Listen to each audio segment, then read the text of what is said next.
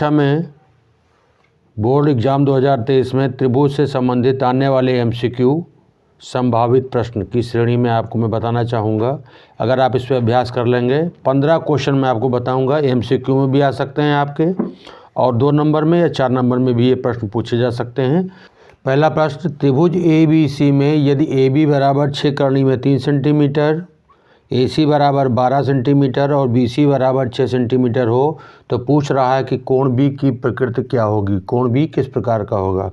तो इसका सॉल्व क्या है, हम सबसे बड़ी भुजा का वर्ग अन्य दो भुजाओं के वर्गों के योग के बराबर। सबसे बड़ी भुजा हो गई AC हमारी, BC square plus AB square, तो 12 का स्क्वायर बराबर 6 का स्क्वायर प्लस 6 कड़ी में 3 का स्क्वायर, तो वही हो गया 12 बरे हैं 144 बराबर 6 छक 36 प्लस 6 छक 36 गुणे 3, तो बराबर हो जाएगा 144 बराबर 36 प्लस 3 छक 18 के 8 1 3 3 9 1 10, तो ये हो गया बराबर 144 बराबर 144, ये बराबर हो गया। इससे क्या सिद्ध होता है कि त्रिभुज ABC में सबसे बड़ी भुजा हो गई 12, एक भुजा हो गई 6 कड़ी में 3, एक भुजा हो गई 6, तो ये बराबर आ रहा है। इसका मतलब ये कोण भी हमारा 90 अंश होगा, यानी इसका मतलब हो गया कि त्रिभुज ABC एक समकोण त्रिभुज है, तो कोण B बराबर 90 अंश, कोण B बराबर 90 अंश। ये पहला का उत्तर हो गया MCQ का। क्वेश्चन नंबर 2, दी गई आकृति में कोण MLN का मान बताओ। तो हम ये देखते हैं कि ये त्रिभुज की प्रकृति कैसी है। दोनों त्रिभुज में मैं कंपेयरिंग करता हूँ, तो इसमें क्या दिया हुआ है आप देख रहे हैं कि हम तुलना करते हैं त्रिभुज ABC व त्रिभुज NLM में। क्या देखते हैं, AB बटा NL बराबर AC बटा LM बराबर BC बटा NM।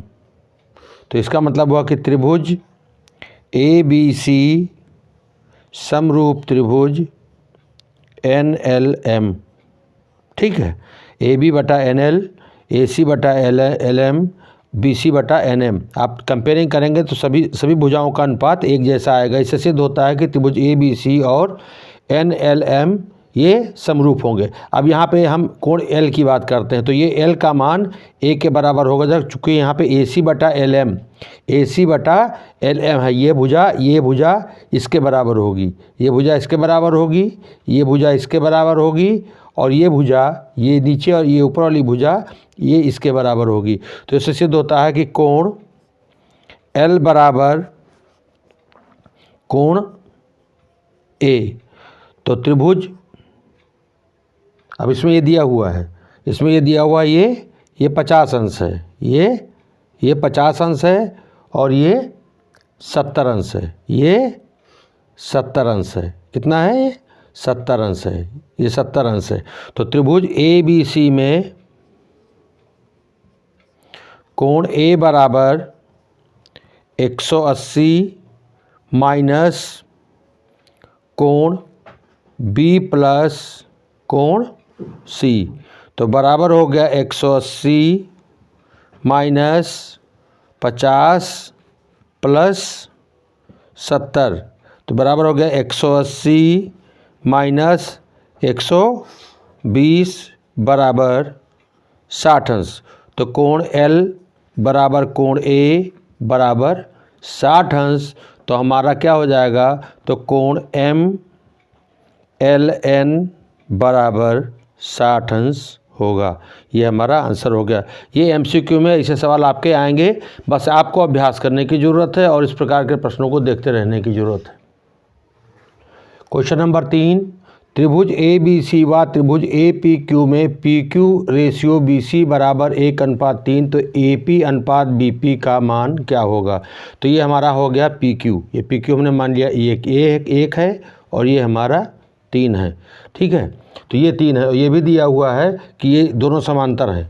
तो दिया है त्रिभुज ए पी क्यू व त्रिभुज ए बी सी में क्या दिया हुआ है, पी क्यू समानांतर बी सी तथा जब रेशियो दिया है तो ये भुजाएं समांतर होंगी, तो ये हो जाएगा पी क्यू बटा बी सी बराबर 1/3। तो इससे ये सिद्ध होता है, ये हो जाएगा ए पी बटा ए बी बराबर ए क्यू बटा ए सी। हमको क्या निकालना है, ए पी बटा बी पी। तो ये भुजा हम लेते हैं, तो दिस इम्प्लाइज ए पी बटा ए बी बराबर 1/3, या ये हो जाएगा 3 ए पी बराबर ए बी, ये बराबर हो जाएगा 3 ए पी, और ए बी का मान हम देख रहे हैं कि ए पी और बी पी के बराबर है। तो ए बी के जहाँ पे क्या ले सकते हैं, A P plus B P. क्यों? चूँकि हमारा ए बी जो है दो भागों से मिलकर बना है, A P plus P B. तो ये बराबर हो गया 3 A P minus A P A B minus A P बराबर पी बी। तो ये हो जाएगा 2 ए पी बराबर पी बी। ये इम्प्लाइज क्या करेगा, तो 2 ए बी, तो ए पी बटा बी पी बराबर हो जाएगा 1/2। ये बराबर हो जाएगा ए पी अनुपात पी बी बराबर 1:2। नेक्स्ट क्वेश्चन, क्वेश्चन नंबर 4, दो समरूप त्रिभुज के क्षेत्रफलों का अनुपात 4:9 है, तो उनकी भुजाओं में अनुपात क्या होगा। हम जानते हैं कि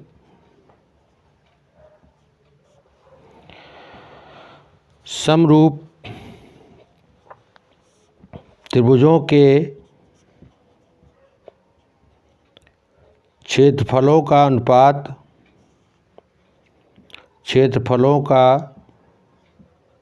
अनुपात बराबर संगत भुजाओं के वर्गों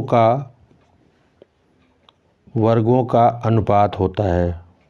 ठीक है, संगत भुजाओं के वर्गों का अनुपात होता है।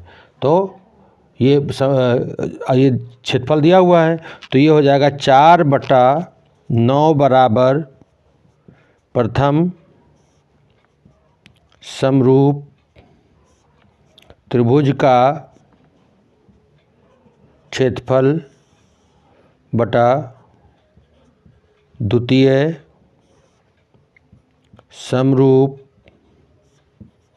त्रिभुज का क्षेत्रफल बराबर प्रथम संगत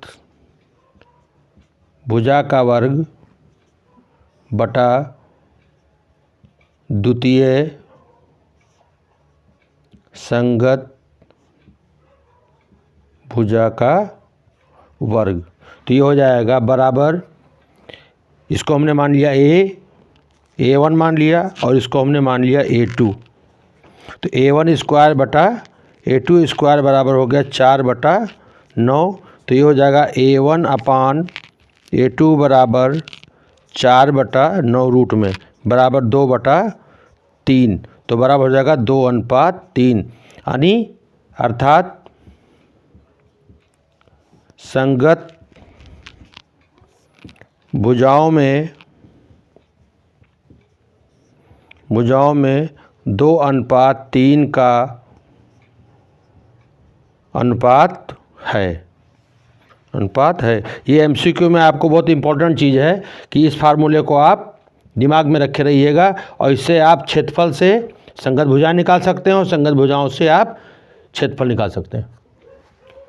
क्वेश्चन नंबर 5, दो समरूप त्रिभुज में संगत भुजाएं 9:4 के अनुपात में हैं तो इनके क्षेत्रफलों में अनुपात बताओ क्या होगा। आपको मैंने बताया कि संगत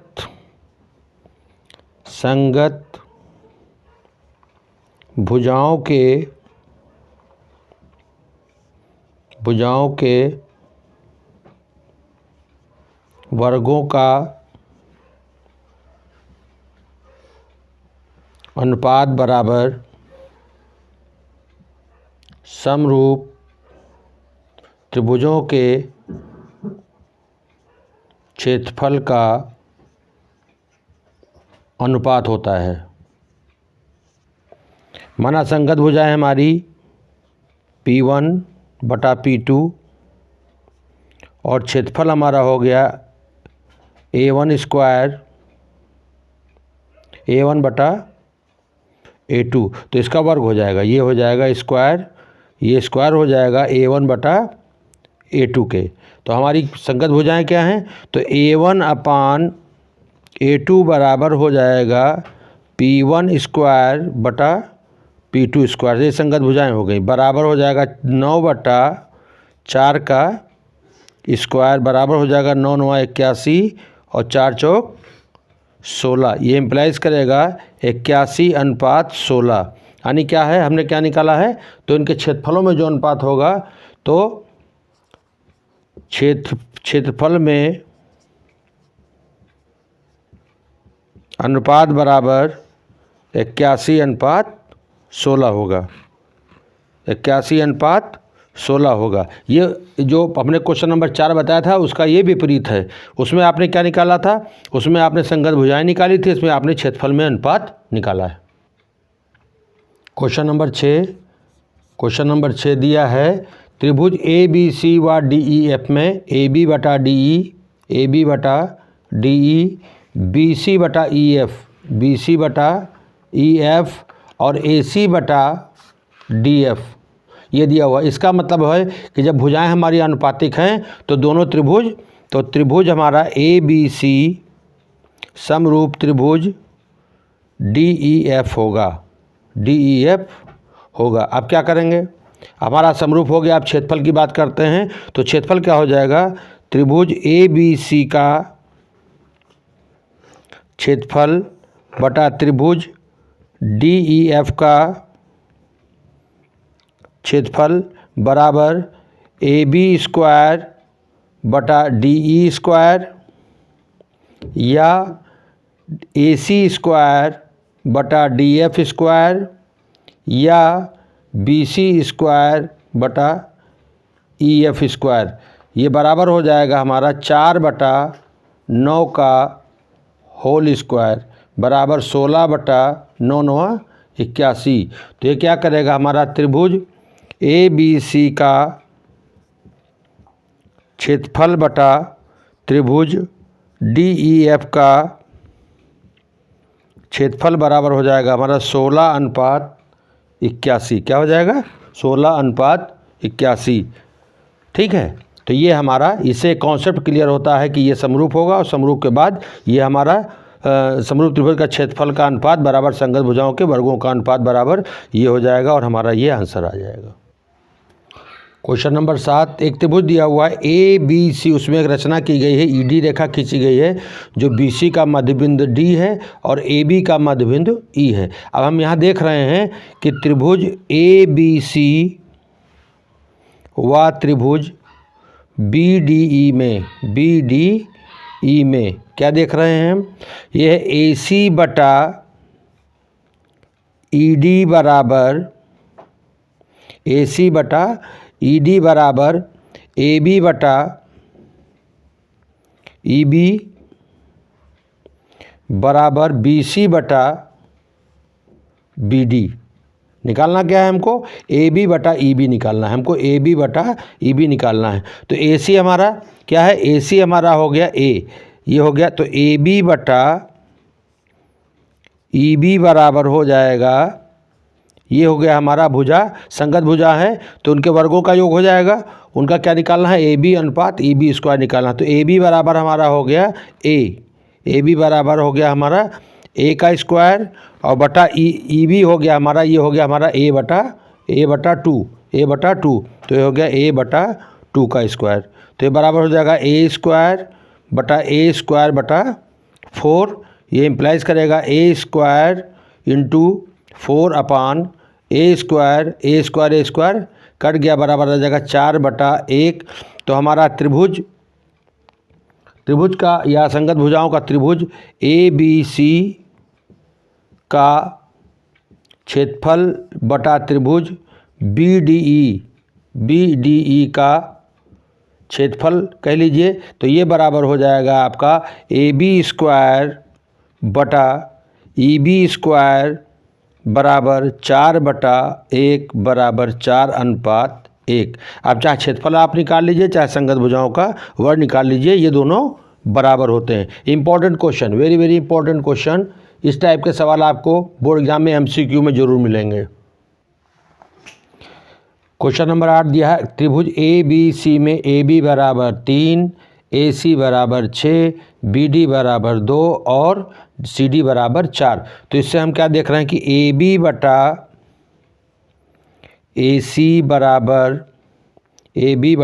सी बराबर ये हमारा हो गया बी डी बटा सी डी।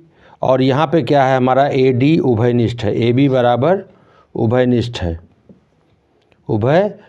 है। तो इससे क्या मतलब हुआ, कोण पर में से त्रिभुज ए बी डी समरूप त्रिभुज ए डी सी, इसलिए कोण बी ए डी बराबर कोण सी ए डी। ये इम्प्लाइज करेगा कोण बी ए डी बटा कोण सी ए डी बराबर 1। लेकिन क्या है कि कोण बी ए डी बराबर कोण सी ए डी मान रखने पर क्या हो जाएगा, कोण बी ए डी बटा कोण सी ए डी बराबर कोण बी ए डी बटा कोण बी ए डी बराबर 1:1 बराबर 1:1, यानी इसका और इसका अनुपात 1:1 आएगा। ये MCQ के लिए इम्पोर्टेंट क्वेश्चन। क्वेश्चन नंबर 9 दिया हुआ है, त्रिभुज ए बी सी जिसमें डी ई दिया है, प्रतिच्छेद कर रही है डी ई समानांतर बी सी, ए डी बराबर x, डी बी बराबर x-2, ए ई बराबर x+2 और ई सी बराबर x-1। तो x का मान निकालना है। तो त्रिभुज ए डी ई समरूप त्रिभुज ए बी सी, क्यों, ये दिया हुआ है डी ई समानांतर बी सी से, ठीक है। तो हो जाएगा ए डी बटा डी बी बराबर ए ई बटा ई सी। तो क्या हो जाएगा x बटा x-2 बराबर x+2 बटा x-1।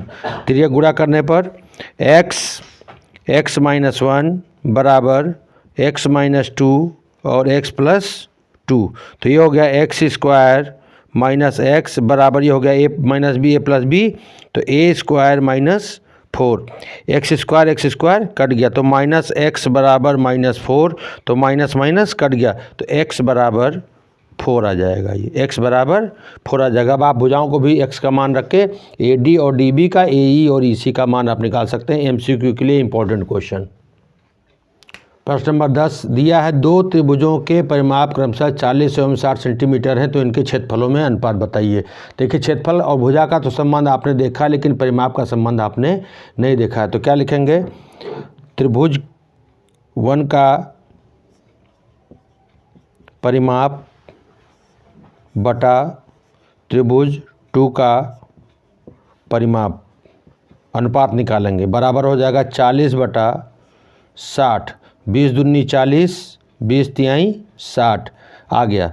तो त्रिभुज 1 का क्षेत्रफल बटा त्रिभुज 2 का क्षेत्रफल बराबर हो जाएगा 2/3 का होल स्क्वायर। संगत भुजाएं निकल गई, ये हमारी संगत भुजाएं आ गई।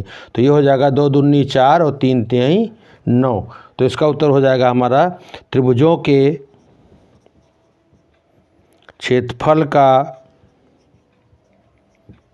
अनुपात 4:9 होगा, जबकि उनका परिमाप 40 और 60 दिया है। इसी हिसाब से आप परिमाप के सवालों को आप ऐसे निकाल सकते हैं। ये आपकी भुजा हो जाएंगी, ये आपकी संगत भुजाएं हो जाएंगी, ये आपकी संगत भुजाएं हो जाएंगी। ये संगत भुजा, अगर संगत भुजा पूछेगा तो आपको ये निकाल लेना है, अगर क्षेत्रफल निकालेगा तो उनका वर्ग करना पड़ेगा। आगे देखते रहिए, सब्सक्राइब करते रहिए। क्वेश्चन नंबर 11 दिया हुआ है, त्रिभुज ए बी सी में दो भुजाएं बराबर हैं, यानी समद्विबाहु त्रिभुज है। दो भुजाएं बराबर हैं तो समद्विबाहु त्रिभुज है, जिसका कोण सी समकोण है। तो सिद्ध कीजिए कि AB स्क्वायर बराबर 2AC स्क्वायर। हम पहले फिगर बनाते हैं। इसमें हमारा हो गया A B और ये C हो गया। C हमारा 90 अंश हो गया, ये हमारा x हो गया और ये हमारा x हो गया। दो भुजाएं बराबर हैं तो सिद्ध क्या करना है कि AB स्क्वायर बराबर 2AC स्क्वायर। पाइथागोरस प्रमेय से, अगर ये 90 अंश है तो पाइथागोरस प्रमेय लगेगा। पाइथागोरस प्रमेय से AB स्क्वायर बराबर AC square plus BC square.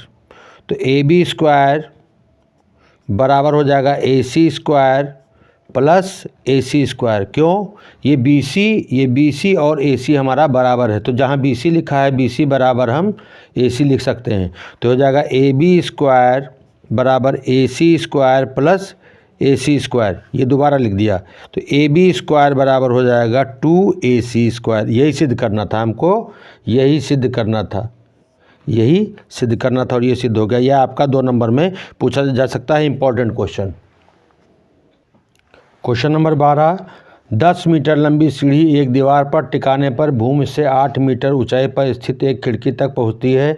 दीवार से सीढ़ी के निचले सिरे की दूरी बताइए। ये हमारा, ये दीवार हो गया, ये हमारी सीढ़ी हो गई, ये हमारी सीढ़ी हो गई, ये हमारी सीढ़ी हो गई। ये हो गया A, ये हो गया B, ये हो गया C। क्या कह रहा है? 10 मीटर लंबी सीढ़ी है, ये इसकी लंबाई कितना है? 10 मीटर है और ये 8 मीटर ऊंची खिड़की तक पहुंचती है। तो ये दूरी पूछ रहा है, ये x है। ये 90, ये दीवार बनी है तो ये 90 अंश की होगी। हमेशा दीवार और सीढ़ी के बीच का कोण आप 90 अंश मानेंगे। तो क्या दिया है? त्रिभुज ABC आपका बना, जहाँ कोण B बराबर 90। तो 90 होगा तो पाइथागोरस प्रमेय लगेगा। पाइथागोरस प्रमेय। तो क्या करेंगे, क्या हो जाएगा? AC स्क्वायर बराबर AB square plus BC square. हमको निकालना क्या है? BC स्क्वायर निकालना है।